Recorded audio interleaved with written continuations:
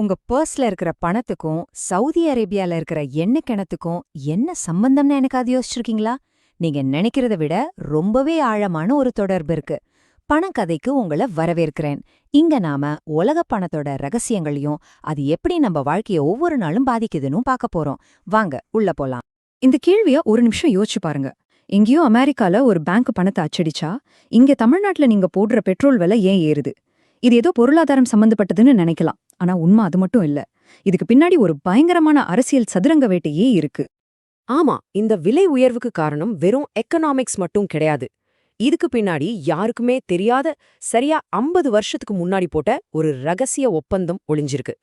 பணம் கதையில இப்போ அந்த ரகசியத்தோட கதவை நாம ஒன்னா சேர்ந்து திறக்க போறோம். பெட்ரோல் பங்க்ல நிக்கும்போது மீட்டர்ல நம்பர் ஓட ஓட நம்ம ஹார்ட் பீட்டும் ஏறும் இல்லையா? நாம பெட்ரோலுக்கு கொடுக்கற விலை வெறும் கச்சா எண்ணெயோட விலை மட்டும் இல்ல, அதுல மறைஞ்சிருக்கிற ஒரு விஷயம்தான் ஜியோ பொலிட்டிக்கல் டாக்ஸ், அதாவது உலக அரசியல் வரி. ஆமா, அமெரிக்க டாலரோட ஆதிக்கத்தை உலகத்துல நிலைநிறுத்துறதுக்காக சாதாரண மக்களான நாம செலுத்துற ஒரு மறைமுக வரி அது. இந்த ஸ்லைட பாருங்க. ஜியோபொலிட்டிக்கல் டாக்ஸ்னா என்னன்னு தெளிவா சொல்லியிருக்கு. அமெரிக்க டாலரை உலகத்தோட ரிசர்வ் கரன்சியா, அதாவது ஒரு பாதுகாப்பு நாணயமா வச்சுக்கிறதுக்காக நீங்களும் நானும் நம்ம பெட்ரோல் டீசலுக்கு கொடுக்கற ஒரு மறைமுக விலை தான் இது. கேட்கவே ஷாக்கிங்கா இருக்குல்ல? ஆமா, நீங்க பெட்ரோலுக்கு கொடுக்கற பணத்துல ஒரு பகுதி டாலரோட ஆதிக்கத்தை காப்பாத்துறதுக்கு போகுது. சரி, இந்த ஜியோபொலிட்டிக்கல் டாக்ஸ் எப்படி உருவாச்சு? இதோட ஆரம்ப புள்ளி எது? இதை புரிஞ்சுக்க நாம ஒரு 50 வருஷம் டைம் டிராவல் பண்ணி பின்னாடி போகணும்.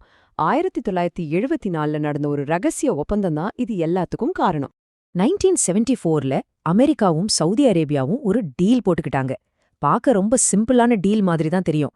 முதல் பாகம், சவுதி அரேபியா அவங்க கிட்ட இருக்கிற மலையளவு எண்ணெயை அமெரிக்க டாலருக்கு மட்டும்தான் விற்கணும், வேற எந்த நாட்டு பணத்துக்கும் விற்கக்கூடாது. இரண்டாவது பாகம், அதுக்கு பதிலா அமெரிக்கா சவுதி அரேபியாவோட முழு பாதுகாப்புக்கும் கேரண்டி கொடுக்கும். ராணுவ ரீதியா அவங்கள பாதுகாக்கிறது அமெரிக்காவோட பொறுப்பு. ஒரு கையில எண்ணெய், இன்னொரு கையில ராணுவ பாதுகாப்பு. சிம்பிளான டீல், ஆனா உலகத்தோட தலையெழுத்தையே மாத்தின டீல் இது. இந்த ஒப்பந்தத்தோட விளைவு என்ன தெரியுமா? உலகத்துல இருக்கிற ஒவ்வொரு நாடும், இந்தியா, சீனா, ஜப்பான், ஜெர்மனி, நீங்க யார வேணா எடுத்துக்கோங்க, அவங்களுக்கு தேவையான எரிபொருளை, அதாவது பெட்ரோலியத்தை வாங்கணும்னா முதல்ல அமெரிக்க டாலரை வாங்கியாக வேண்டிய கட்டாயத்துக்கு தள்ளப்பட்டாங்க. இப்ப புரியுதா அமெரிக்க டாலர் ஏன் இவ்ளோ சக்தி வாய்ந்ததுன்னு? உலகத்தோட உயிர் நாடியே எண்ணெய் தான். அந்த எண்ணெயை வாங்க ஒரே வழி டாலர் தான். இதுதான் டாலருக்கான நிரந்தர தேவையை உருவாக்கி அத உலகத்தோட நம்பர் 1 கரன்சியா வச்சிருக்கு. சரி, இந்த சிஸ்டம் எப்படி அமெரிக்காவுக்கு மட்டும் இவ்ளோ பெரிய சக்தியை கொடுக்குதுன்னு பாப்போம். இந்த ஆச்சரியமான ஒரு செயல்முறைக்கு பேர் தான் பெட்ரோ டாலர் ரீசைக்ளிங். தமிழ்ல சொல்லணும்னா ஒரு முடிவே இல்லாத பணச்சுழற்சி. பெட்ரோ டாலர் ரீசைக்ளிங்னா என்ன? ரொம்ப சிம்பிள். எண்ணெய்க்காக உலக நாடுகள் செலவு பண்ற பல்லாயிரம் கோடி டாலர்கள் முதலீடுகள் மூலமா திரும்பவும் அமெரிக்க பொருளாதாரத்துக்கே வந்து சேர்ந்துடும். அவங்க செலவு பண்ற காசு அவங்களுக்கே திரும்பி வந்துடுற மாதிரி ஒரு மேஜிக். எப்படின்னு பார்க்கலாமா? இப்போ இந்த 4 படிகளை கொஞ்சம் நல்லா கவனிங்க. ஸ்டெப் 1, இந்தியா மாதிரி நாடுகள் சவுதி கிட்ட இருந்து அமெரிக்க டாலர் கொடுத்து எண்ணெய் வாங்குறோம். ஸ்டெப் 2, இதனால சவுதி அரேபியா கிட்ட டாலர் ஒரு மலை மாதிரி குவியுது. ஸ்டெப் 3, இவ்ளோ டாலரை வச்சு அவங்க என்ன பண்ணுவாங்க? சவுதி இந்த உபரி டாலர்களை திரும்பவும் அமெரிக்க அரசாங்கத்தோட கடன் பத்திரங்கள்ல, அதாவது US ட்ரெஷரி பாண்ட்ஸ்ல முதலீடு செய்யுது. ஸ்டெப் 4, இதனால அமெரிக்கா அவங்க அச்சடிச்ச பணத்தையே திரும்ப கடனா வாங்கி அவங்க அரசாங்க செலவுகளை சமாளிச்சுக்கிறாங்க. என்ன ஒரு அசாத்தியமான ஆட்டம் பாருங்க. அதனாலதான் இத வரலாற்றின் மிகப்பெரிய முடிவில்லா நிதி சுழற்சின்னு சொல்றாங்க. இது ஒரு அல்டிமேட் இன்ஃபினிட் மணி கிளிச் மாதிரி. அமெரிக்கா பணத்தை அச்சடிக்கும், அந்த பணத்தை வச்சு உலகத்துல இருந்து பொருட்களை வாங்கும். ஆனா கடைசியில அந்த பணம் சுத்தி வளைச்சு அவங்களுக்கே கடனா திரும்பி வந்துரும். இந்த சிஸ்டம் தான் அவங்களுக்கு மற்ற நாடுகளை விட ஒரு படி மேல பொருளாதார சக்தியை கொடுத்திருக்கு. வாவ்! இந்த இன்ஃபைனைட் லூப் பத்தி நீங்க முதல் முறையா இப்பதான் தெளிவா புரிஞ்சுக்கிட்டீங்கன்னா அந்த லைக் பட்டனை மறக்காம ஒரு தட்டு தட்டுங்க.